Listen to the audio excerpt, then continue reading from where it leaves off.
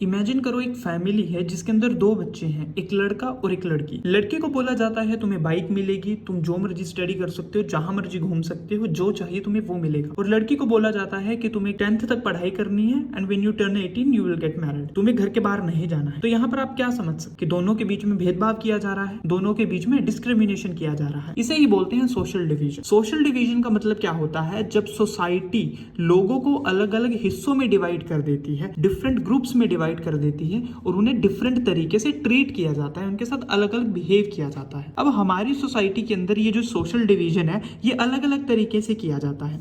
सबसे पहला जेंडर के बेस पर, जो हमने यहाँ पर पढ़ा, लड़का लड़की के बेस पर। दूसरा रिलीजन, धर्म के बेस पर। तीसरा कास्ट के बेस पर। अब ये तीनों चीजें जो है ये सोसाइटी की है, हम इन्हें पॉलिटिक्स के अंदर क्यों पढ़ रहे हैं? अब जेंडर के बेस पर अगर कोई डिस्क्रिमिनेशन किया जाएगा, ये कहा जाएगा अभी औरत को कोई अधिकार नहीं मिलेगा, तो औरत अपनी गुहार किससे लगा सकती है? गवर्नमेंट से। गवर्नमेंट किसके अंदर आती है? पॉलिटिक्स के अंदर।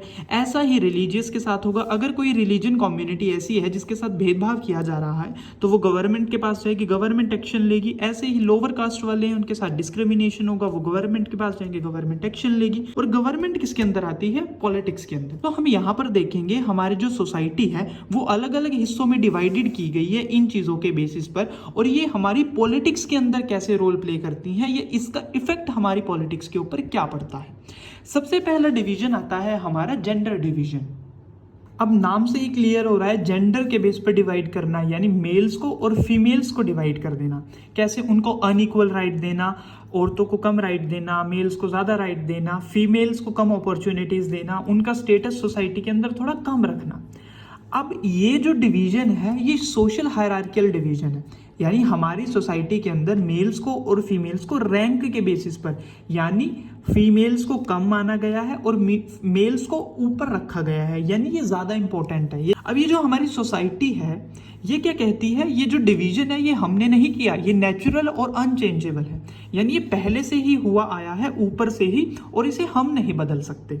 फीमेल्स को कम ही भगवान ने बनाया है, पर रियलिटी में ये सोशल एक्सपेक्टेशन और स्टीरियोटाइप्स हैं, यानी ये हमारी सोशल यानी सोसाइटी की एक्सपेक्टेशन है। सोसाइटी के लोगों ने कहा गया है कि मेल क्या करेगा और फीमेल क्या करेगी। स्टीरियोटाइप यानी पुराने समय से ये चीज़ें चलती आ रही हैं, औरत को घर से बाहर नहीं निकलना, ज़्यादा पढ़ाई नहीं करनी, बाहर जॉब नहीं करनी, ये सारी चीज़ें ये नेचुरल नहीं है, ये हमने बनाई है। अब देखते हैं ये जो डिवीजन है, ये जो बंटवारा है, ये हमें देखने को कहाँ मिलता है, जो कि नेक्स्ट टॉपिक है प्राइवेट एंड पब्लिक डिवीजन।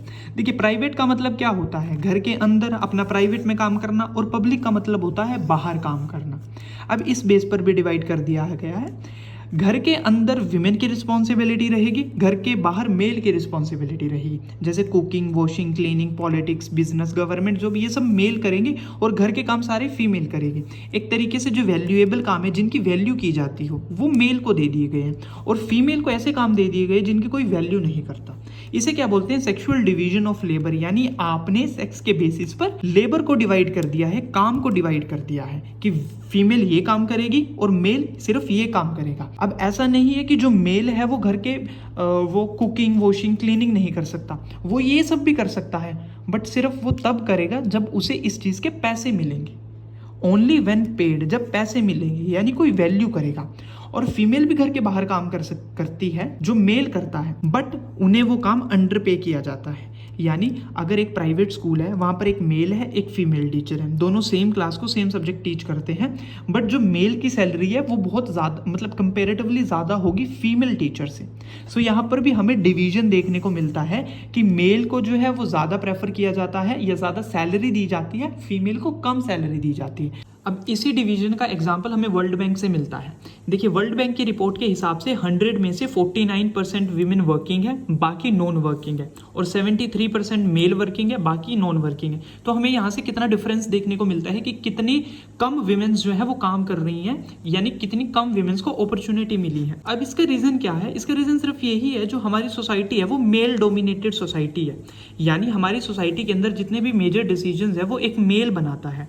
तो अगर एक मेल मेल डिसीजन बना रहा है तो कहीं ना कहीं फीमेल की जो कंडीशंस है वो इग्नोर की जाएंगी, क्योंकि फीमेल कोई डिसीजन ही नहीं बना रही। फिर धीरे धीरे जो है विमेन्स जो है वो उठना शुरू हुई दुनिया के अलग अलग पार्ट में, और उन्होंने अपने राइट्स की डिमांड करना शुरू किया, भी हमें भी अपने अधिकार चाहिए। तो उन्हें बोलते हैं फेमिनिस्ट मूवमेंट। फेमिनिस्ट मेल या फीमेल कोई भी हो सकता है जो विमेन्स के इक्वल राइट की डिमांड करे कि मेल को और फीमेल को दोनों को इक्वल राइट मिलने चाहिए। हमें ये नहीं कहते कि फीमेल को ज्यादा राइट मिले, वो कहते हैं कि अगर जितने राइट आप मेल को दे रहे हो उतने ही आप फीमेल को दो।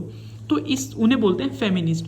तो ये फेमिनिस्ट मूवमेंट बढ़ने लगे, विमेन्स की कंडीशन अच्छी होने लगी, और कुछ कंट्रीज जैसे स्कैंडिनेवियन कंट्रीज जो हैं जैसे स्वीडन, डेनमार्क, नॉर्वे, यहाँ पर विमेन की कंडीशन और ज़्यादा अच्छी हुई है, क्योंकि यहाँ पर जो विमेन की रिप्रेजेंटेशन है यानी फीमेल का जो पार्ट है डिसीजन मेकिंग में, जैसे जो पार्लियामेंट्री सीट्स है यहाँ पर 46 to 48% यानी 100 में से 48 जो सीट्स हैं वो विमेन्स के पास है। बट जो इंडियन सोसाइटी है वो आज भी मेल डोमिनेंट सोसाइटी है, यानी पैट्रियार्कल सोसाइटी। यहाँ पर मेल को ज़्यादा प्रेफर किया जाता है लड़की से। अभी हमें कैसे पता चलता है कि फीमेल की जो कंडीशन है इंडिया के अंदर वो इतनी अच्छी नहीं है? पहला है लिटरेसी रेट, यानी पढ़ा लिखा कौन कितना है। मेल का जो लिटरेसी रेट है वो 76% है, यानी 76% लोग पढ़े लिखे हैं आदमियों में, और फीमेल के अंदर 54% फीमेल्स पढ़ी लिखी हैं। तो यहाँ पर भी आप कितना गैप देख सकते हो। दूसरा है स्कूल ड्रॉप आउट रेट, यानी कितने मेल्स ने और कितने फीमेल ने बीच में स्कूल को छोड़ दिया।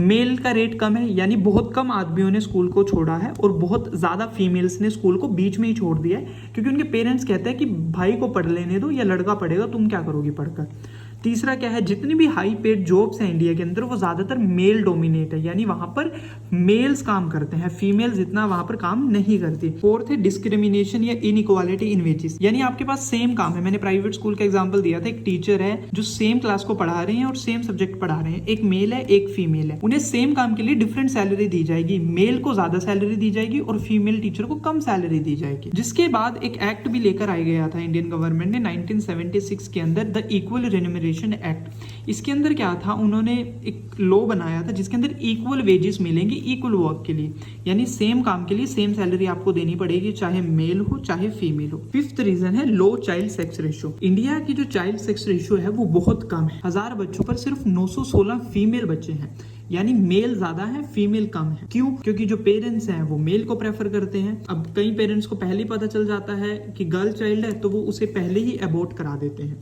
सो जिसके कारण यहाँ पर चाइल्ड सेक्स रेशियो बहुत कम है। तो इनसे हमें पता चलता है फीमेल की कंडीशन इंडिया के अंदर बहुत कम है। अब ये सुधारी कैसे जा सकती है? अब ये जितनी भी प्रॉब्लम्स थी ऊपर हमने डिस्कस करी, इन्हें हम चेंज कैसे कर सकते हैं वो हम पढ़ेंगे इस टॉपिक में, विमेन्स पॉलिटिकल रिप्रेजेंटेशन। जितने भी पीछे फेमिनिस्ट मूवमेंट्स हुए थे, औरतों के हक के लिए जितने भी मूवमेंट्स हुए थे, उनके अंदर ये चीज क्लियर हो चुकी थी भी जब तक विमेन्स के पास पावर नहीं आएगी उनकी जो प्रॉब्लम्स है वो अनसॉल्व रहेंगी, क्योंकि सारे डिसीजंस मेल बना रहे हैं। और जब तक विमेन को डिसीजन मेकिंग के अंदर नहीं लेकर आया जाएगा, डिसीजन उनके हक में बनेंगे ही नहीं। सो यहाँ से ये चीज क्लियर हुई कि विमेन को पॉलिटिकल राइट देना चाहिए, पॉलिटिकल पावर उन्हें देनी चाहिए। अगर इंडिया की सिचुएशन देखें, इंडिया के अंदर जो विमेन की रिप्रेजेंटेशन है वो बहुत कम है। अगर लोकसभा की सीट देखें 543 सीट्स में से सिर्फ 74 सीट्स विमेन्स के पास है, यानी सिर्फ 13.6%। और अगर स्टेट लेजिस्लेटिव में देखें तो इसकी कंडीशन और भी ज्यादा बुरी है। तो यहाँ पर ये बहुत ज्यादा इनइक्वालिटी है। सो इस इनइक्वालिटी को सोल्व करने के लिए एक सोल्यूशन दिया गया था जो था रिजर्वेशन। विमेन को रिजर्वेशन दी जाए। रिजर्वेशन का मतलब क्या होता है, उनके लिए सीट्स रिजर्व करी जाए कि इन सीट्स के ऊपर सिर्फ विमेन का हक है, कोई मेल यहाँ पर नहीं आकर बैठ सकता। जैसे पंचायती राज जो सरपंच के इलेक्शंस होते हैं उनमें 1/3 सीट्स, अगर 3 बार इलेक्शंस होंगे, 3 में से जो 1 बार के इलेक्शंस होंगे वो सिर्फ फीमेल इलेक्शंस होंगे, वहां पर सरपंच सिर्फ फीमेल बन सकती है। ऐसे ही एक विमेन रिजर्वेशन एक्ट लेकर आया गया था इंडियन गवर्नमेंट पे, जहां पर ये कहा गया था लोकसभा और जो स्टेट लेजिस्लेटिव असेंबलीज है उनके अंदर भी 13% रिजर्वेशन, यानी 100 में से 33 जो सीट्स हैं वो विमेन को दी जाएगी। इस तरीके से जो जेंडर डिवीजन है या जेंडर इनइक्वालिटी आप कह सकते हो वो कम करने की कोशिश करी थी। तो हमने इस टॉपिक से ये चीज समझी कि जो जेंडर डिवीजन है वो एक देश की कंडीशन को कैसे इफेक्ट कर सकती है। अब अगर देखिए विमेन्स जो है वो 50% होती हैं किसी भी पॉपुलेशन का। सो अगर 50% पॉपुलेशन हमारी अनप्रिविलेज्ड रहेगी, उनको हम राइट्स नहीं देंगे, इससे हमारी जो कंट्री की डेवलपमेंट है वो बहुत ज्यादा कम होगी, क्योंकि हमने अपनी सोसाइटी में आधी सोसाइटी को हमने जो है वो वल्नरेबल रखा हुआ है। सो इसीलिए इसे हम पॉलिटिक्स में पढ़ रहे थे। नेक्स्ट है हमारा religion and communalism and politics, यानी जो धर्म और पॉलिटिक्स है वो किस तरीके से आपस में जुड़ी हुई है। देखिए जो गवर्नमेंट है यानी पॉलिटिक्स वो लोगों से बनती है। अब लोग जो है वो धर्म को फॉलो करते हैं। अब धर्म को फॉलो करने वाले लोग सरकार के अंदर आएंगे तो रिलीजन भी ऑटोमेटिकली गवर्नमेंट के अंदर आ जाएगा। अब देखते हैं जो रिलीजन है ये कैसे पॉलिटिक्स का पार्ट बनता है। ये हमारे पास यहाँ पर अलग अलग तरीके हैं। देखिए जो धर्म है उसे आप पॉजिटिवली पॉलिटिक्स के अंदर डाल सकते हैं और नेगेटिवली भी पॉलिटिक्स के अंदर डाल सकते हैं। सो अब हमारे पास यहाँ पर कुछ एग्जाम्पल हैं, ठीक है। तो इसके अंदर हम देखेंगे कि रिलीजन जो है वो कैसे पॉलिटिक्स का पार्ट है। अब जो रिलीजन है उसे हम पॉजिटिवली भी यूज कर सकते हैं पॉलिटिक्स के अंदर और नेगेटिवली भी यूज कर सकते हैं। यहाँ पर कुछ एग्जांपल्स दिए गए हैं जिनमें पॉजिटिवली और नेगेटिवली रिलीजन को यूज किया गया है पॉलिटिक्स के अंदर। सबसे पहले है गांधी। गांधी ने क्या कहा था, रिलीजन और पॉलिटिक्स को हम कभी भी सेपरेट नहीं कर सकते। अब यहाँ पर रिलीजन का मतलब ये नहीं था किसी एक धर्म को पकड़ लो और दूसरे धर्म को इग्नोर कर दो। उनका रिलीजन का मतलब था मोरल वैल्यूज, एथिक्स जो हमें हमारे रिलीजन से मिलते हैं। हमारा धर्म हमें चीजें सिखाता है, हमें वो चीजें लेकर अपने पॉलिटिक्स के अंदर उतरना चाहिए। हमें किसी एक धर्म को फेवर नहीं करना चाहिए। दूसरा था कम्युनल राइट्स। जब आप एक धर्म को ज्यादा प्रेफर कर लेते हो कि इस धर्म के बेसिस पर तो हम सब कुछ करेंगे, सिर्फ हम इस धर्म के बेसिस पर सरकार चलाएंगे, तो वहां पर क्या होगा, कन्फ्लिक्ट्स, धर्म के बेसिस पर लड़ाइयां होंगी और इन लड़ाइयों का शिकार कौन बनेंगे, माइनॉरिटी। जैसे हमने श्रीलंका के अंदर देखा था, सिन्हाली ने क्या किया, अपनी मनमर्जी करने लगे और श्रीलंकन जो कम्युनिटी थी, जो तमिल कम्युनिटी, उनके साथ डिस्क्रिमिनेशन करने लगे। तो उन्होंने क्या किया था, रिलीजन के बेस पर ही तो किया था। तो वहां पर क्या हुआ, लड़ाइयां हुई। तो ये नेगेटिव इफेक्ट था, उन्होंने नेगेटिव तरीके से रिलीजन को घुसाया था। एक और नेगेटिव इफेक्ट हमें देखने को मिलता है फैमिली लॉ। जितने भी फैमिली लॉज होते हैं जो धर्म के बेसिस पर बनते हैं उनके अंदर मेल डोमिनेशन ज्यादा है, यानी फीमेल को इक्वल रिप्रेजेंटेशन वहां पर नहीं दी जाती थी। हालांकि अब तो सिस्टम थोड़ा सा चेंज हो चुका है। तो यहाँ से हमें ये चीज सीखने को मिलती है कि जो रिलीजन है उसे हमें यूज करना चाहिए ताकि हम डिस्क्रिमिनेशन और ऑपरेशन को खत्म कर सके, ना कि उसे बढ़ावा देना। रिलीजन को अच्छे कामों के लिए यूज करना चाहिए, बुरे कामों के लिए नहीं। अब आता है हमारा नेक्स्ट टॉपिक जो इसी का है, कम्युनलिज्म। ऊपर हमने देखा है रिलीजन, अब देखेंगे कम्युनलिज्म, ये इसी से जुड़ा हुआ है। देखिए एक देश के अंदर धर्म को चलाना बुरी बात नहीं है, यानी मैं एक देश के अंदर अपने धर्म के हिसाब से चल रहा हूँ, वो प्रॉब्लम नहीं है। प्रॉब्लम तब आती है जब हम एक देश को धर्म के हिसाब से चलाने लगते हैं। यानी धर्म अपने आप में कोई प्रॉब्लम नहीं है, बट धर्म तब प्रॉब्लम बन जाता है जब हम एक देश के अंदर सोचते हैं यही सबसे बड़ी पॉलिटिकल आइडेंटिटी है, इसी के हिसाब से हमें पॉलिटिक्स और इसी के हिसाब से हमें अपना देश चलाना चाहिए, तब प्रॉब्लम आ जाती है। प्रॉब्लम्स कैसे आती हैं, जब हम एक धर्म को सबसे बड़ा मानने लगते हैं और उसी की डोमिनेशन बनाने के हिसाब से देश चलाने लगते हैं, यानी उसी के हिसाब से देश चलेगा, बाकी किसी दूसरे धर्म के हिसाब से देश नहीं चलेगा। इसे ही हम बोलते हैं कम्युनल पॉलिटिक्स, ये कम्युनल माइंड। यानी कम्युनल क्या होता है, कम्युनलिज्म क्या होता है, यहाँ पर देखेंगे। अभी कम्युनलिज्म क्या है, देखिए कम्युनलिज्म एक तरीके की आइडियोलॉजी है जिसके अंदर दो चीजें कही जाती हैं। सबसे पहली कि एक धर्म को मानने वाले एक कम्युनिटी है वो इकट्ठे रह सकते हैं और उन्हें सेम चीजें करनी है। अगर वो अलग अलग चीजें करेंगे तो वो उनकी जो कम्युनिटी है उसकी लाइफ के लिए वो थ्रेट रहेगा, यानी उनकी जो कम्युनिटी है वो ज्यादा देर तक नहीं टिकेगी, तो उन्हें एक ही चीज के ऊपर एग्री करना पड़ेगा।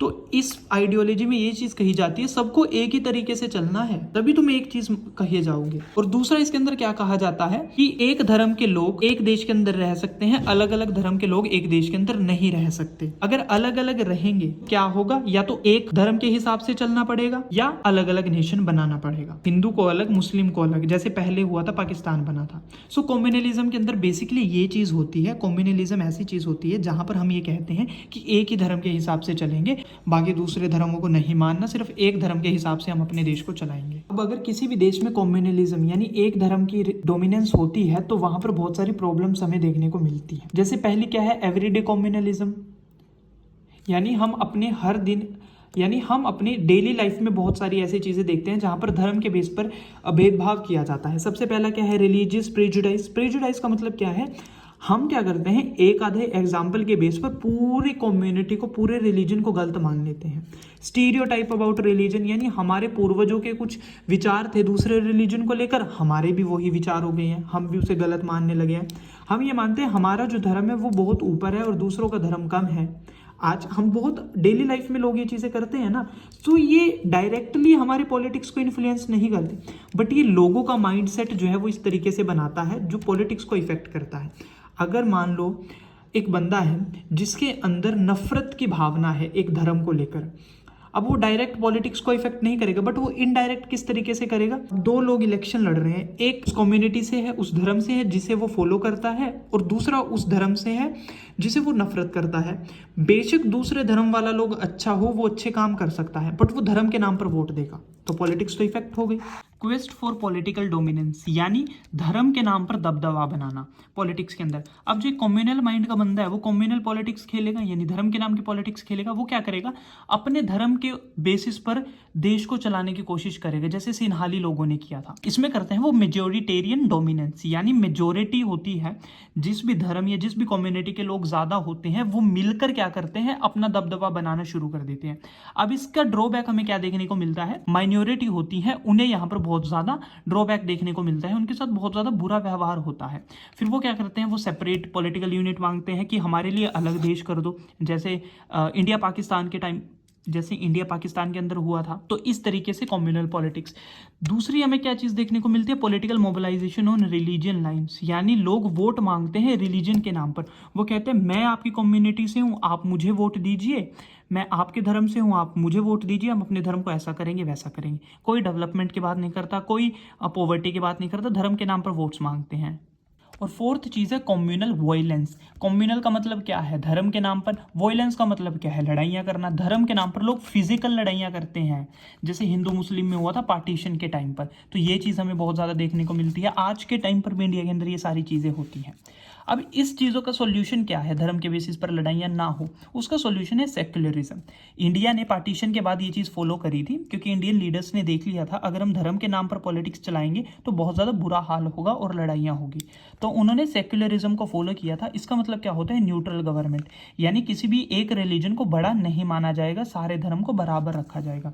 इंडिया के सेक्युलरिज्म के क्या क्या फीचर्स थे, सबसे पहला था कि इंडिया किसी भी धर्म को ऑफिशियल धर्म नहीं बनाएगा। हर एक व्यक्ति को आज़ादी होगी प्रोफेस, प्रैक्टिस एंड प्रोपोगेट, यानी वो किसी भी धर्म को बदल सकता है, किसी भी धर्म को मान सकता है, किसी भी धर्म को पूज सकता है। उसकी अपनी रिस्पॉन्सिबिलिटी रहेगी और अपनी फ्रीडम रहेगी, सरकार उसके अंदर कोई भी दखल अंदाजी नहीं करेगी।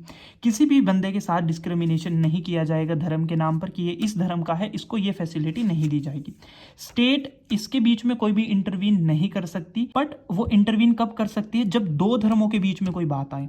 यानी अब एक रीजन है जिसमें एक धर्म जो है दूसरे धर्म के लोगों के साथ बुरा व्यवहार कर रहा है, उन्हें पब्लिक फैसिलिटी यूज नहीं करने दे रहा है, उनके साथ बहुत गलत कर रहा है, तो यहाँ पर सरकार आकर बीच में इंटरवीन कर सकती है और लोगों को इक्वालिटी प्रोवाइड कर सकती है कि आप किसी दूसरे के साथ ऐसा गलत नहीं कर सकते, सारे रिलीजन जो है वो हमारे लिए बराबर है और सब रिलीजन को इक्वालिटी मिलेगी। अब आता है थर्ड और लास्ट पार्ट इस चैप्टर का, जो कि है कास्ट एंड पॉलिटिक्स। अब कास्ट क्या चीज है, ये भी एक सोसाइटी की डिवीजन है। ये किस बेसिस पर की जाती है, पहले तो धर्म और जेंडर के बेस पर की जाती थी।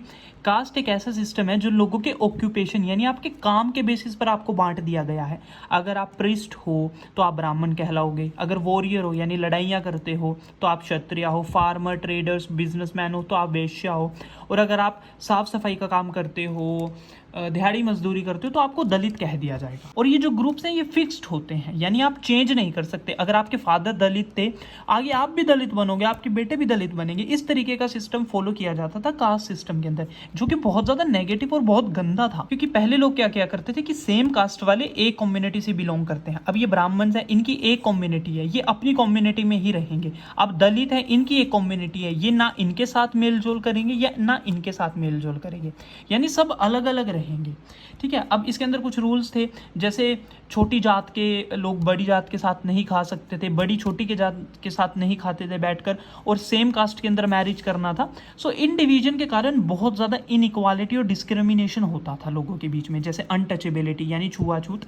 जो बड़े लोग थे, बड़ी कास्ट, सो कॉल्ड बड़ी कास्ट के जो लोग थे, वो ये कहते थे हम छोटी कास्ट के लोगों की छुई हुई चीज़ को भी नहीं छुएंगे, यानी इनको हाथ नहीं लगाते थे। सो ये बहुत ज़्यादा इनडिस्क्रिमिनेशन करते थे छोटी कास्ट के लोगों के साथ, सो कॉल्ड।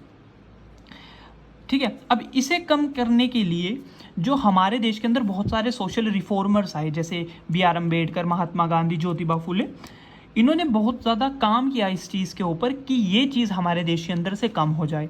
इन्होंने काम किया, प्लस हमारी सोसाइटी के अंदर सोशो इकोनॉमिक चेंजेस, जैसे लोगों की लिटरेसी रेट, लोग पढ़े लिखे ज़्यादा होने लगे, शहरों में ज़्यादा जाने लगे, एजुकेशन लोगों को अच्छी मिलने लगी, ऑक्यूपेशनल मोबिलिटी, यानी जैसे एक दलित का बच्चा है, अब वो पढ़ लिख लिया, तो पढ़ लिखने के बाद अब वो दिहाड़ी मजदूरी तो नहीं करेगा, वो कोई अच्छा काम करेगा ना, तो वो मोबिलिटी यानी चेंज करना, ये सारी चीज़ें इंडिया के अंदर आने लगी थी, जिसके कारण जो कास्ट बेस्ड सिस्टम था डिस्क्रिमिनेशन का, वो कहीं ना कहीं कम होना शुरू हो चुका था। बट इनके बाद भी ये जो कास्ट का सिस्टम था ये टोटली ख़त्म नहीं हुआ था। एक सेम कास्ट मैरिज वाला सिस्टम आज भी चलता है, अनटचेबिलिटी भी कहीं ना कहीं हमें देखने को मिलती है। अब ये जो कास्ट सिस्टम है ये पॉलिटिक्स के अंदर किस तरीके से आया, देखिए पॉलिटिक्स क्या होता है, देश की गवर्नमेंट और देश के अंदर डिसीजन किस तरीके से बनाए जाते हैं, कास्ट ने इसके अंदर किस तरीके से अपना रोल प्ले किया। कास्टिज्म बहुत ज़्यादा फॉलो किया जाता है पॉलिटिक्स के अंदर, यानी सिलेक्शन ऑफ कैंडिडेट। पार्टी क्या करती है, एक एरिया में उस कैंडिडेट को उठाती हैं, उस कैंडिडेट को सिलेक्ट करती हैं उस एरिया में जिस कास्ट के लोग ज़्यादा रहते हो, ताकि वहाँ पर वो कास्ट के बेसिस पर मेजोरिटी गेन कर पाए, उस कास्ट के पॉपुलेशन वाले उसे सपोर्ट करते हैं और वो जीत जाते हैं। अब इसका हमें थोड़ा सा पॉजिटिव इफेक्ट भी देखने को मिलता है। अब एक एरिया है जहाँ पर दलित लोग बहुत ज़्यादा हैं, तो पार्टी क्या करेगी, वहाँ से दलित लोग को उठाएगी सिलेक्शन के लिए, तो दलित लोगों को भी पार्टी में रिप्रेजेंटेशन मिल चुका है, ठीक है। अब इस तरीके से अलग अलग लोगों, अलग अलग कास्ट के लोगों को रिप्रेजेंटेशन मिल चुकी है गवर्नमेंट के अंदर, यानी अब उनको भी एक पहचान मिलेगी सरकार के अंदर, तो ये उसका पॉजिटिव फैक्टर था। अब दूसरा क्या था, voting demand on caste basis. सही बात है, पॉलिटिकल लीडर्स क्या करते हैं, कास्ट के बेसिस पर वोट मांगते हैं कि मैं आपकी कास्ट का हूँ, आप मुझे वोट दीजिए। थर्ड फैक्टर क्या था कास्टिज्म का, जब पहले क्या था, जो छोटी जात के लोग थे उन्हें वोटिंग का अधिकार नहीं दिया जाता था, उनको इक्वल राइट्स नहीं दिए जाते थे। बट फिर जब सबको वोटिंग राइट्स मिले, 1 पर्सन 1 वोट का रूल आया कि सब लोगों की वोट बराबर होगी, तो सबको अधिकार मिला वोट देने का। इस वोट देने का अधिकार जो है लोअर कास्ट ने इसका पॉजिटिवली फ़ायदा उठाया। किस तरीके से, इन्होंने डिमांड करना शुरू किया कि हमें इक्वल राइट्स मिलने चाहिए, रिस्पेक्ट मिलनी चाहिए, राइट्स मिलने चाहिए, इक्वालिटी मिलनी चाहिए। मतलब इन्होंने कहा हमें बराबर हक चाहिए, अगर हम वोट दे रहे हैं तो हमें बराबर हक चाहिए। तो इन्होंने पॉलिटिक्स के अंदर एक्टिव पार्टिसिपेट किया। सो लोअर कास्ट को भी पॉलिटिक्स के अंदर इंक्लूड किया जाने लगा। क्यों? क्योंकि जो लोअर कास्ट थी उनकी पॉपुलेशन बहुत ज़्यादा थी। अब पहले तो इनसे वोट नहीं लिया जाता था, तो पॉलिटिकल पार्टीज, लीडर्स इन्हें इग्नोर करते थे। अब जब इन्हें वोट का अधिकार दिया गया है तो लोग इन्हें कहते हैं आओ जी। क्यों? क्योंकि ये मेजोरिटी में थे। तो इसी तरीके से जो लोअर कास्ट के लोग हैं उन्हें भी पॉलिटिक्स के अंदर इंक्लूड किया गया था। अब कई लोग ये चीज़ सोचते हैं कि ये पार्टी तो सिर्फ कास्ट के नाम पर वोट मांग रही है। अब ऐसा सच नहीं होता, क्योंकि इंडिया के अंदर कोई भी ऐसी कॉन्स्टिट्यूएंसी नहीं है जहां पर सिर्फ एक कास्ट बहुत ज़्यादा हो कि उसके बेसिस पर पार्टी जीत जाए। सेकंड, सेम कास्ट के लोग कैन सपोर्ट डिफरेंट लीडर्स। अब मान लो ए कास्ट के लोग हैं, वो ज़रूरी तो नहीं है वो सब एक ही लीडर को सपोर्ट करेंगे, वो अलग अलग लीडर्स को भी सपोर्ट तो कर सकते हैं। तो इसीलिए यहाँ भी ये रोंग हो जाता है। अब इसका एग्जाम्पल ये देखिए, यहाँ पर 3 पार्टीज़ हैं, 4 पार्टी हैं, A B C D, और 3 कास्ट के लोग हैं। अब इनमें से 2 पार्टी तो एक ही कास्ट के लोग को चूज करेंगी। मान लो इन्होंने भी इस कास्ट के लोग को चूज कर लिया, इन्होंने भी इस कास्ट के कैंडिडेट को खड़ा कर लिया। अब जो एक कास्ट के लोग हैं, अब वो तो दोनों में बटेंगे, वो इनमें से किसी ना किसी को तो वोट देंगे। अगर हम ये कहें ना कि पॉलिटिकल पार्टी सिर्फ कास्ट के नाम पर जीतती हैं, तो ऐसा नहीं है, वो जीत ही नहीं सकती। 1 caste does not vote for 1 party. सही बात है, एक कास्ट जरूरी थोड़ी ना वो सारी कास्ट एक ही पार्टी को वोट करेगी। Government loses election. एक और 4th रीजन है कि आपने देखा होगा गवर्नमेंट है वो इलेक्शन को हार जाती है। मान लो एक पार्टी है वो कास्ट के बेस पर जीती है, वो अगली बार भी तो कास्ट के बेस पर जीत सकती है। वो अगली बार क्यों हारी है? अगली बार भी तो वो कास्ट के बेस पर जीत सकती है। तो कास्ट के बेस पर कोई भी पार्टी कभी भी जीत नहीं सकती। वो वोट बटोर सकती है ज़्यादा, बट वो जीत नहीं सकती। नेक्स्ट और लास्ट टॉपिक है पॉलिटिक्स इन कास्ट, यानी कास्ट के अंदर पॉलिटिक्स किस तरीके से इफेक्ट करती है। देखिए, पहला रीजन क्या है, पहला क्या है, जो कास्ट के ग्रुप्स होते हैं वो अपने आप को बड़ा करना चाहते हैं। यानी पॉलिटिक्स का मतलब क्या होता है, इन्फ्लुएंस होना, अपने पास पावर होना। तो एक कास्ट के लोग पॉलिटिक्स किस तरीके से खेलते हैं अपने आप को पावरफुल करने के लिए, वो क्या करते हैं, अपने आसपास की जो कास्ट होती हैं या उनसे एक टाइम पर किसी कास्ट को अगर निकाल दिया गया था, तो वो उनको वापस अपने अंदर जोड़ने की कोशिश करते हैं कि आप हमारे साथ मिल जाओ, क्योंकि अगर आपकी कास्ट बड़ी होगी तो आपकी पावर भी बड़ी होगी। ठीक है, ऐसे जैसे यादव्स हो गए, जट्स हो गए, तो इसमें अलग अलग तरीके के लोग आते हैं। तो ये क्या करते हैं, अपने आप अंदर अपने ही तरीके के लोगों को जोड़कर अपने ग्रुप को बड़ा करते हैं। ये सब टेक्स्ट बुक्स के अंदर लिखा गया है। सेकंड क्या है, कोलिएशन बिटवीन कास्ट। कास्ट क्या करते हैं, कई बार पॉलिटिकल जीतने के लिए या पावर जीतने के लिए 2-3 कास्ट आपस में मर्ज हो जाती हैं, जैसे AB ए सी के साथ मिक्स हो गया, बी डी के साथ मिक्स हो जाएगा। ये मिक्स नहीं मतलब आपस में गठबंधन कर लेंगे मिलकर, ताकि वोटिंग जो ग्रुप है वो बड़ा हो जाए। थर्ड क्या है, न्यू पॉलिटिकल आइडेंटिटी। इंडिपेंडेंस के बाद पहले अलग अलग जातियों में लोग थे, सो एक पार्टी को अलग अलग जाति के लोगों को अप्रोच करना पड़ता था। बट बाद में क्या हुआ, ये अलग अलग आइडेंटिटीज में बांट दिए, जैसे बैकवर्ड और फॉरवर्ड। फॉरवर्ड वो थे जो अपने आप को बड़ी जाति मानते थे, और बैकवर्ड वो थे जो छोटी जाति के थे।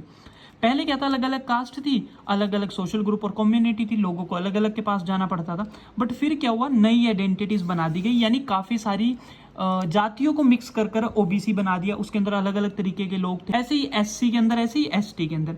अब क्या था, इन्होंने मिलकर डिमांड करना शुरू कर दिया कि हमें इक्वालिटी दो, रिजर्वेशन दो, रिस्पेक्ट दो, हमें भी सोसाइटी के अंदर हिस्सा चाहिए। अब ये जो ग्रुप बने थे ओबीसी, एससी, एसटी के, इसका एडवांटेज क्या था कि इसके अंदर मान लो इन्होंने जैसे एससी और एसटी के अंदर वीकर सेक्शंस को डाल दिया था, तो अब ये वीकर और डिसएडवांटेज ग्रुप्स को इसके अंदर डाल दिया था, तो अब इन सबको मिलाकर ये रिजर्वेशन दे सकते हैं, स्कीम्स दे सकते हैं। अलग अलग कास्ट के पास नहीं जाना पड़ेगा, अलग अलग लोगों के पास इन्हें नहीं जाना पड़ेगा। जो भी एससी के अंदर आएगा उसे ये स्कीम मिलेगी, जो भी एसटी के अंदर आएगा उसे ये राइट मिलेगा, ये रिजर्वेशन मिलेगा।